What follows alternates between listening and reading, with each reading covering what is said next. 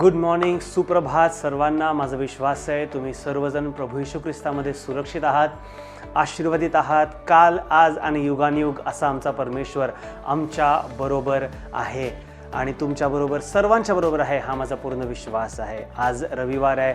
तुमच्या mobile screen, laptop screen, T V स्क्रीनच्या समोर तुम्ही बसलेले आहात. माझा विश्वास आहे परमेश्वराची उपस्थिती तुमच्यामध्ये उतरून आलेली आहे. या आपण प्रार्थना करूया आणि आजच्या संदेशाची सुरुवात आपण करूयात. पिता प्रभू येशू ख्रिस्ताच्या नावाने आज तुझ्या समोर आम्ही सर्वजण येतो. मी स्वतःला तुझ्या हातामध्ये सोपवून देत आहे. प्रभू, आमच्या सर्वांची सहायता तू करावीस, हे तुझ्याजवळ आम्ही प्रार्थना करत आहे. पवित्र आत्मा, तुझी उपस्थिती आमच्या भोवती आहे, आमच्यामध्ये आहे, आमचा पूर्ण विश्वास आहे. आज या काही क्षणांमध्ये देवाचं वचन आम्हाला समजावं, त्याप्रमाणे आमचं जीवन व्यतीत व्हावं. प्रभू, म्हणून तू आमची सहायता कर. ही वेळ तुझ्या हातामध्ये पवित्र आत्मा आम्ही सोपवत आहे. मी स्वतःला तुझ्या हातामध्ये देत आहे. माझी देखील सहायता तू कर. ख्रिस्त येशूच्या नावाने प्रार्थना केली म्हणून तो ऐक पिता. आमेन. आमेन. आपण वचनामध्ये जाऊयात प्रियानो.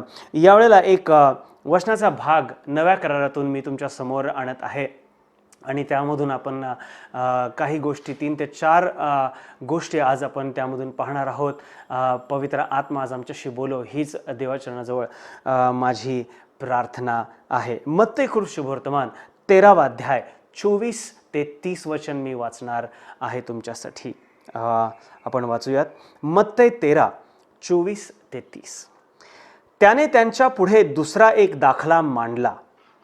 कोणा एका मनुष्याने आपल्या शेतात चांगले बी पेरले, त्याच्यासारखे स्वर्गाचे राज्य आहे. लोक झोपेत असताना त्याचा वैरी येऊन गव्हामध्ये निधन पेरून गेला.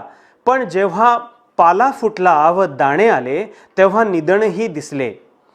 तेव्हा घरधन्याच्या दासांनी येऊन त्याला म्हटले, महाराज, आपण आपल्या शेतामध्ये चांगले बी पेरला ना, तर मग त्यात निधन कुठून आले? तो त्यांना म्हणाला, हे काम कोण्या वैराचे आहे? दासांनी त्याला म्हटले, तर आम्ही जाऊन ते जमा करावे अशी आपली इच्छा आहे काय? तो म्हणाला, नाही. तुम्ही निधन गोळा करताना त्याच्याबरोबर कदाचित गहूही उपटाल. कापणीपर्यंत दोन्हीही बरोबर वाढू द्या. मग कापणीच्या वेळेस मी कापणाऱ्यांना सांगेन की आधी निधन गोळा करा आणि जाळण्यासाठी त्याच्या पेंढ्या बांधा, परंतु गहू माझ्या कोठारात साठवा. आज माझ्या संदेशाचा शीर्षक आहे गहू आणि निधन.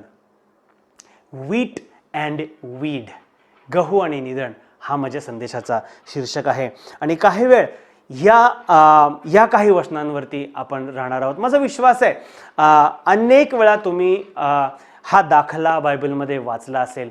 खुद्द येशू हा दाखला सर्वांना देत आहे. तिथे लक्षात घ्या, सर्व लोक या ठिकाणी बसलेत. कोण कोण आहेत?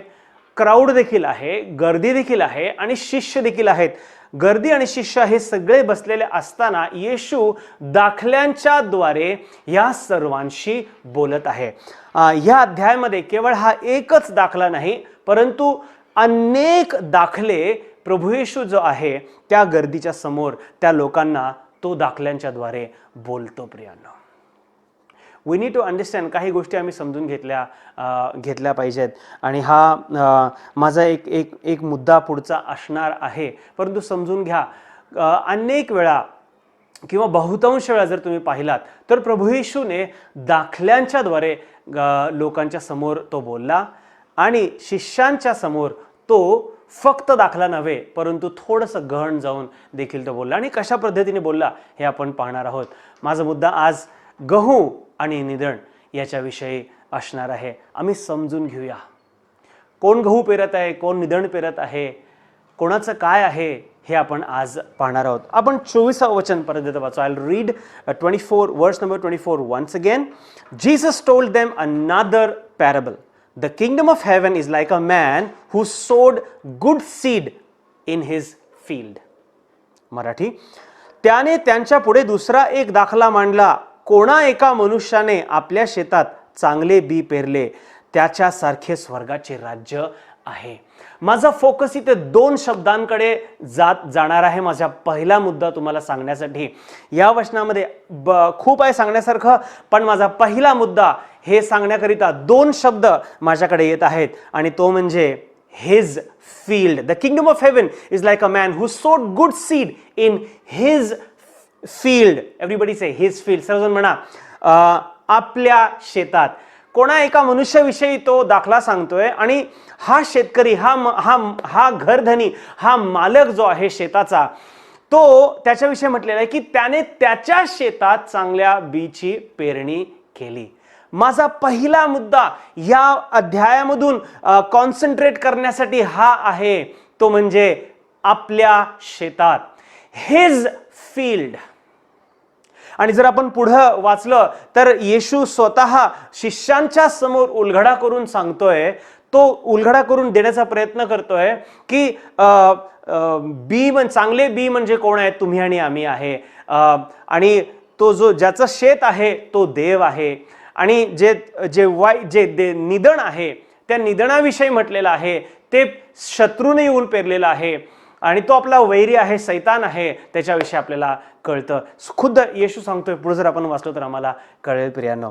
पण लक्षात घ्या, जर हा पेरणी करणारा धनी जो आहे तो स्वतः पेरणी करत आहे, चांगल्या विधी पेरणी करत आहे, लक्ष देण्यासारखं आहे कुठं पेरणी तो करतो? त्याच्या फील्डमध्ये, त्याच्या शेतामध्ये तो पेरणी करत आहे. One thing we need to understand, everything on this earth does not belong to the enemy, to Satan. He is fallen, but nothing belongs to him. लक्षात ठेवा, या पृथ्वीतलावरती जे पण आहे, जे काही उद्भवलेलं आहे, जे काही निर्माण झालेलं आहे, ते सर्व परमेश्वराचं आहे, त्याच्या मालकीचा आहे. या दाखल्यावरून देखील आम्हाला कळतं तो कोणाच्या दुसऱ्याच्या शेतामध्ये जाऊन पेरणी करत नाहीये. इथं म्हटलेलं आहे त्याच्या शेतात, आपल्या शेतात त्याने पेरणी केलेली आहे. प्रियानो, when God is establishing us somewhere, you need to understand that God is establishing where everything belongs to him. जेव्हा परमेश्वर आम्हाला कुठल्या ठिकाणी प्रस्थापित करत आहे, ती जागा, ते ठिकाण, त्या सर्व अवतीभोवती असलेल्या सर्व गोष्टी त्याच्या मालकीच्या आहेत हे समजून घ्या प्रियानो. हे ज्यावेळेस आम्हाला समजेल ना, त्यावेळेला आमचा हक्क काय आहे, आमचा अधिकार काय आहे, हे देखील आम्हाला समजायला सोपं जाईल. It is his field. On the contrary, लक्षात ठेवा, दुसऱ्या बाजूने जर तुम्ही लक्षात ठेवला तर शैतानाचं या ठिकाणी काहीच नाहीये. He does not on anything. आणि म्हणून त्याच्याविषयी बायबलमध्ये म्हटलेलं आहे, चोर येतो चोरी करण्यासाठी. आणि याही दाखल्यामध्ये काय म्हटलेलं माहिती का? जो धनी आहे, जो मालक आहे, गहूची बीची पेरणी करून गेल्यानंतर, सर्वजण झोपल्यानंतर तो चोरीने येऊन काय करतो? चोरून काय करतो? निधन पेरून निघून जातो. सो अंडरस्टँड, तो रात्रीच्या वेळेला काय येत आहे माहिती का? कारण ते शेत त्याच्या मालकीचं नाहीये. आणि तो एक चोर चोरी का करतो आणि कुठे करतो हे पण समजून घेण्यासारखं आहे प्रियानो. We need to understand, why does a thief steal? Why does a robber or a thief steal? And from where does he steal? It is, we need to understand this. आम्हाला हे समजणं गरजेचं आहे. जो चोर असतो, जे आपल्या मालकीचं नाहीये त्याच गोष्टी चोरी करतो. आपल्या मालकीचं आपण चोरी कसं करणार? So you need to understand, if Satan is a thief, which means nothing belongs to him. Get that? समजून घ्या. जर शैतान, शत्रू आमचा शैतान जो आहे चोरी करण्यासाठी येतोय बायबलच्या प्रमाणे जे आम्हाला समजतं, तर तुम्ही समजून घ्या प्रियांनो की शैतान जर चोरी करण्यास येतोय म्हणजे काय? त्याच्या मालकीचं काहीच नाहीये. हा, चोर आपल्या स्वतःच्या घरी चोरी करणार नाही.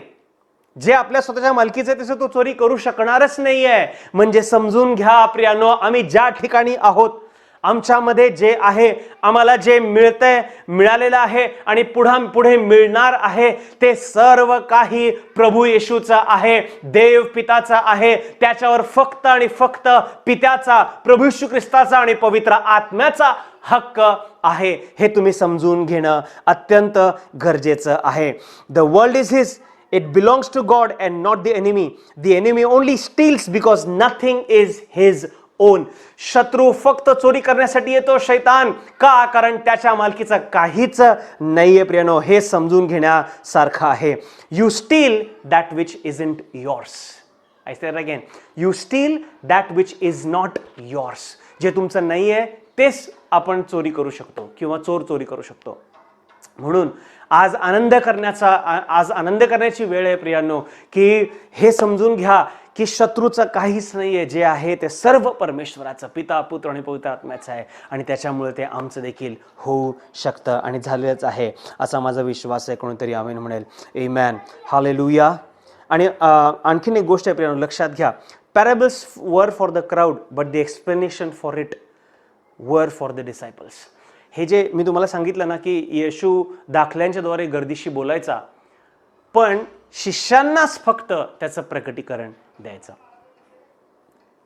बायबलमध्ये लिहिलेलं आहे पुढे 34 वचनामध्ये, या सर्व गोष्टी येशूने दाखल्यांनी लोकसमुदायांना सांगितल्या आणि दाखल्या वाचून तो त्यांच्याबरोबर काही बोलला नाही. Because what has to be revealed, it has to be revealed not to the crowd but to the disciples. जे प्रकट व्हायचं आहे ना, ते गर्दी समोर नाही, ते समजून घ्या, ते शिष्यांच्या समोर प्रकट होणार. So let me put it in this way. If we have a crowd mentality, we will have parables. If we have discipleship mentality, we will have revelation. But if we know that we are the sons of the living God, everything that the Father has, it belongs to us. जर आमच्याकडे गर्दीची वृत्ती असेल, त्याप्रमाणे की फक्त आम्ही येतोय चमत्कार मिळवण्यासाठी, प्रार्थनेचं उत्तर मिळवण्यासाठी, आशीर्वाद मिळवण्यासाठी, अशा प्रकारची वृत्ती जर असेल तर आम्हाला फक्त दाखले मिळणार. पण जर आम्ही शिष्यवृत्तीचे असू तर आम्हाला दाखल्यांचा उलगडा मिळणार, त्याचं प्रकटीकरण पण मिळणार.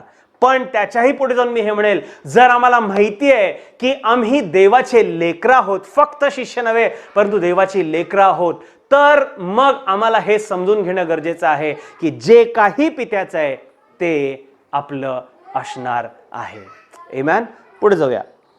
24व्या वचनामध्ये मी असणार आहे. त्याने त्यांच्या पुढे दुसरा एक दाखला मांडला. कोणा एका मनुष्याने आपल्या शेतात चांगले बी पेरले, त्याच्यासारखे स्वर्गाचे राज्य आहे. The kingdom of heaven is like a man who sowed good seed in his field. माझा दुसरा मुद्दासाठी मी पुन्हा 24व्या वचनामध्येच असणार आहे, परंतु दुसऱ्या 2 शब्दांकडे माझं लक्ष आहे. आणि ते दुसरे 2 शब्द, पहिले 2 शब्द कुठले होते? हिज फील्ड, त्याचं शेत. दुसरे 2 शब्द कुठले आहेत माहिती का? सोड गुड सीड, चांगले बी. आहा, चांगले बी. काय म्हटलंय? कोणा एका मनुष्याने आपल्या शेतात कसले बी पेरले? वाईट बी पेरले, कमजोर बी पेरले, कमकुवत बी, ज्याला कीड लागलेले असे बी पेरले? नाही. तो जो धनी आहे, तो शेताचा मालक जो आहे, त्याला माहिती आहे मला माझ्या शेतामध्ये बी पेरायचं आहे, तर मी चांगले बी पेरणार आहोत. आणि पुढे जाऊन येशू म्हणतो ते बी तुम्ही आणि मी आहे. याचा अर्थ काय माहिती का? If God is handling us, if God is taking us in his hands and sowing us in his field, we as seeds are the good seed. जर परमेश्वर प्रभू येशू ख्रिस्त आम्हाला त्याच्या हातामध्ये घेतोय, वेचतोय आणि त्याच्या शेतामध्ये जाऊन तो पेरतोय, ह्याचा अर्थ काय आहे? आम्ही चांगली बी आहोत. No matter what the world is telling about you, to you, you have to believe in the word that you are good. जग तुम्हाला काही बोलत असेल प्रियानो, तुम्ही लक्षात ठेवा, वचनाप्रमाणे तुम्ही एक चांगले बी आहात. पवित्र आत्मा जलाशयावरती तळपत होता, सर्व ठिकाणी अंधकार होता, पृथ्वी आकारविरहित होती. देव बोलला, पवित्र आत्म्याने तो शब्द घेतला आणि जिथे काहीच नव्हतं, पवित्र आत्म्याने, पित्याने सर्व काही घडवलं. आणि सगळं घडल्यानंतर जणू काही पवित्र आत्मा पित्यासमोर ते सर्व दाखवायचा, पिता तिकडे यायचा आणि पाहायचा, आणि वचन सांगतं की पित्याने म्हटलं हे चांगलं आहे, आणि मग तो दिवस संपला. You need to understand the Holy Spirit will work in you so that he will present to you in front of the Father in such a way that Father will look at you and he will say, this is good. पवित्र आत्मा तुमच्यामध्ये असं काम करेल आणि असं काम करून तुम्हाला पित्यासमोर असं प्रस्तुत करेल, पिता तुमच्याकडे पाहेल आणि तो म्हणेल हे चांगलं आहे, तुम्ही आणि मी चांगले बी आहोत. प्रियानो, आज कदाचित हे तुमच्यासाठी खरं नसेल असं तुम्हाला वाटत असेल. कदाचित तुम्ही एका वाईट पेच प्रसंगामध्ये अडकलेले असताल, तुम्हाला असं वाटत असेल. कदाचित तुमच्या जीवनामध्ये कुठला एक पाप असेल, तुम्हाला माहिती आहे तुम्ही काहीतरी चुकत आहात, पण मला तुम्हाला सांगू द्या, ते पाप, ती चूक, ती वाईट परिस्थिती, ते प्रश्न तुम्हाला ठरवू शकणार नाहीत की तुम्ही चांगले नाही. The sin, the wrong that is in your life, the trials and tribulation that is in your life does not have the power to prove that you are not good. The beauty is in the eyes of the beholder is a famous phrase. सौंदर्य बघणाऱ्याच्या दृष्टीमध्ये लपलेलं आहे असं एक खूप famous phrase आहे, वाक्य आहे. The beauty is in the eyes of the beholder. आणि जर पिता तुमच्याकडे पाहतोय तर तो पाहणारा पिता तुम्हाला चांगला आहे तुम्ही असंच तो पाहतोय, हे लक्षात ठेवा प्रियानो. म्हणून जग तुमच्याविषयी काहीही बोलत असो, पिता तुमच्याकडे पाहतोय आणि पिता तुम्हाला म्हणतोय हे चांगलं आहे. This person is good, my son, my daughter, you are good. आज हे कोणासाठी तरी आहे. तुम्ही हे विश्वासाने ग्रहण करा प्रियानो. देव तुमच्याकडे पाहतोय, तुम्हाला वेचतोय, उचलतोय, तुमची निवड करतोय की त्याच्या शेतामध्ये तुम्हाला त्यांनी पेरावं. आणि ज्यावेळेस तो पेरतोय त्याचा अर्थ हा की तुम्ही एक चांगलं बी आहात. Amen, hallelujah. Wow, this is good. आपण पुढे जाऊयात प्रियानो, आपण पुढे जाऊयात. 25वे वचन. लोक झोपेत असताना त्याचा वैरी येऊन गव्हामध्ये निधन पेरून गेला. But while everyone was sleeping, his enemy came and sowed weeds among the wheat and went away. पुन्हा मला आणखीन 2 शब्द या वचनामधून मला घ्यायचे आहेत माझ्या तिसऱ्या मुद्द्यासाठी, आणि ते 2 शब्द हे आहेत, his enemy. his enemy. लोक झोपेत असताना त्याचा वैरी येऊन. निधन कोण पेरलं? एक वैरी येऊन निधन पेरून गेला, हे समजून घ्या. पण तो वैरी कोणाचा वैरी आहे हे समजून घ्या, ह्याच्यामध्ये गहनता लपलेली आहे. It says it's his enemy, the owner of the field, his enemy. त्या शेताचा जो मालक आहे त्याचा वैरी येतो. So you need to understand की तुम्हाला जो लढा द्यायचा आहे, तुमच्या जीवनामध्ये जे प्रसंग येतात, तुमच्या जीवनामध्ये जी लढाई तुम्हाला करायची असते ना, त्याच्याविषयी परमेश्वर सांगतो, the battle is not yours, the battle is mine, says the Lord. परमेश्वर काय म्हणतो? युद्ध तुमचं नव्हे, युद्ध माझं आहे. असं का परमेश्वर म्हणतो माहिती का? कारण त्याला माहिती आहे तो वैरी अक्षरशः तुमचा वैरी नाहीये, तो माझा वैरी आहे असं परमेश्वराला म्हणायचं आहे प्रियांनो. सो अकॉर्डिंग टू दिस वर्स we understand that the enemy is not our enemy directly, but the enemy is God's enemy. So if it is God's enemy, you understand it's God's fight, and if it is God's fight, the victory is already of the Lord. म्हणून समजून घ्या प्रियांनो, जर शत्रू आमचा नाहीये, आम्ही बी आहोत, शेतामध्ये पेरले गेलेले आम्ही ते बी आहोत. जर शत्रू आमचा नाही या वचनाप्रमाणे त्याचा, ज्याचं शेत आहे त्या मालकाचा शत्रू जर तो आहे, तर समजून घ्या की तो त्याचा शत्रू आहे, म्हणजे लढाई पण त्याची आहे. त्याची लढाई आहे म्हणजे देवाची लढाई आहे, म्हणजे देवाकडे अगोदरच विजय आलेला आहे. तर मग आम्हाला घाबरण्याची गरज नाही आहे. कोविड असो नसो, दुसऱ्या कुठल्या गोष्टी असो नसो, दुसरे कुठले पेच प्रसंग आणि प्रश्न असो अथवा नसो, प्रत्येक वेळेला तुम्ही एका प्रसंगामध्ये अडकल्यानंतर तुम्हाला हेच विश्वास ठेवायचा आहे, ही लढाई माझी नव्हे, ही लढाई परमेश्वराची आहे. का? कारण शत्रू थेट माझा नाही आहे, शत्रू परमेश्वराचा आहे. आणि जर त्याची लढाई आहे तर विजय त्याचा आहे, आणि जर त्याचा विजय असेल तर विजय माझाही असणार आहे. कारण मी अगोदरच म्हणालो, if we move on from discipleship to sonship, we'll understand everything that belongs to God belongs to us, belongs to the Father, belongs to us. मी तुम्हाला म्हणलं, शिष्यत्वातून पुत्रत्वाकडे जर तुम्ही गेलात तर तुम्हाला कळेल जे काही पित्याचं आहे ते सर्व तुमचं आहे. जर विजय पित्याचा आहे तर विजय तुमचाही असणार आहे. कोणीतरी आमेन म्हणाल आपल्या घरी बसल्या ठिकाणी. Amen, hallelujah. So we are on the winning side beloved. Hallelujah. आम्ही विजयाच्या बाजूने आहोत. Hallelujah. So we have to believe in this. We do not operate on the battleground. We actually operate from the victory. आम्ही फक्त रणभूमीवरून काम करत नाही. लक्षात घ्या, आमची आराधना, आमचं सेवा, आमचं सर्व काम फक्त रणभूमीवरून नाही, परंतु आम्ही विजयामधून आमचं सर्व काम करतो. कारण अगोदरच पित्याला विजय प्राप्त झालेला आहे आणि आम्हालाही विजय प्राप्त झालेला आहे. Amen.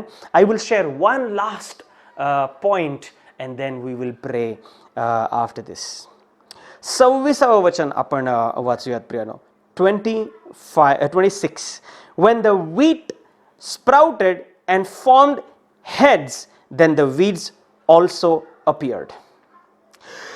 जेव्हा पाला फुटला आणि दाणे आले, गव्हाचे दाणे आले, तेव्हा निधनही दिसले. माझे पुढचे शब्द आहेत पुढच्या मुद्द्यासाठी, चौथ्या मुद्द्यासाठी, ते हे आहे, तेव्हा निधनही दिसले. My fourth point is weeds are a sign of your growth. निधन चिन्ह आहे की तुम्ही वाढत आहात. लक्षात ठेवा, मालकाच्या जे नौकर आहेत ते येऊन, ते चाकर आहेत ते येऊन म्हणाले की आम्ही निधन उपसून काढू का? तो म्हणाला नाही, वाढू द्या एकत्र. आणि मग काही दिवसांनी काय झालं माहिती का? पाला फुटला आणि गव्हाचे दाणे बाहेर आले.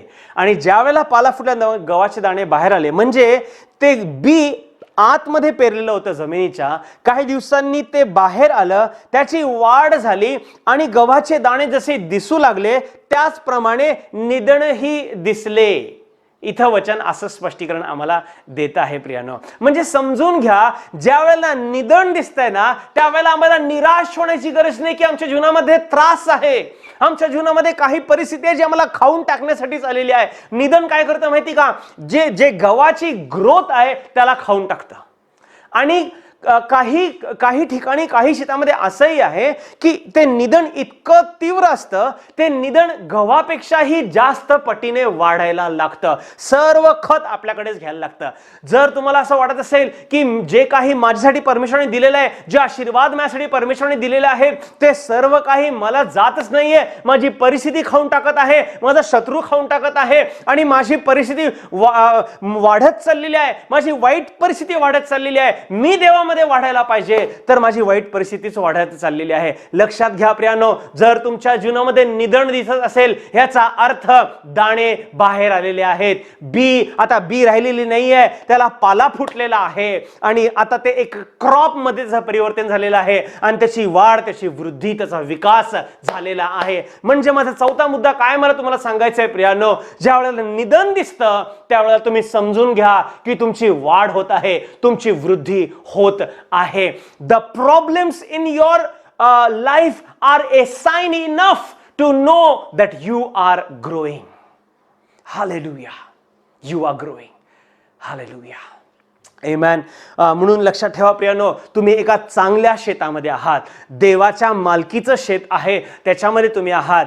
त्याने तुम्हाला पेरलेलं आहे. तुम्ही एक अशी बी आहात जे एक चांगली बी आहात प्रियानो. शत्रूचं काहीच मालकीचं नाही आहे, तो फक्त चोरी करण्यासाठी येतो, हे तुम्ही लक्षात घ्या. आणखीन एक चौथ्या मुद्द्यामध्ये ऍड करण्यासाठी मला तुम्हाला सांगू द्या प्रियानो, जेव्हा सगळे झोपले त्यावेळेला तो आला, शत्रू आला आणि त्याने निधन पेरलं आणि तो निघून गेला, असं वचन सांगतं प्रियानो. So we need to understand the devil, the enemy, the Satan is keeping an eye on your growth, on the plan of God that he has for you. शैतान जो आहे तो नजर ठेवून आहे देवाची योजना तुमच्यासाठी काय आहे याच्याकरिता. जसं एक योजना तो पेरतो तसंच येऊन तोही एक परिस्थिती तुमच्या जीवनामध्ये पेरतो. घाबरण्याची काहीच गरज नाही आहे. जर शैतान सुरुवातीला त्याच्या देवाच्या योजनेला जे तुमच्यासाठी आहे त्या सुरुवातीला जर येऊन तो काहीतरी पेरून जात आहे जे अनावश्यक आहे, जे वाईट आहे, तर लक्षात ठेवा, जर त्याचा हात पेरणीच्या वेळेस असेल तर कापणीच्या वेळेस फक्त आणि फक्त परमेश्वराचा हात असणार आहे तुमच्या जीवनावरती. कारण काय माहिती का, इथं म्हटलेलं आहे, शत्रू फक्त पेरणीच्या वेळेस दिसला प्रियानो, कापणीच्या वेळेस मात्र परमेश्वर आणि जे चाकर होते, जे काम करणारे होते, त्यांचेच हात फक्त दिसले प्रियानो.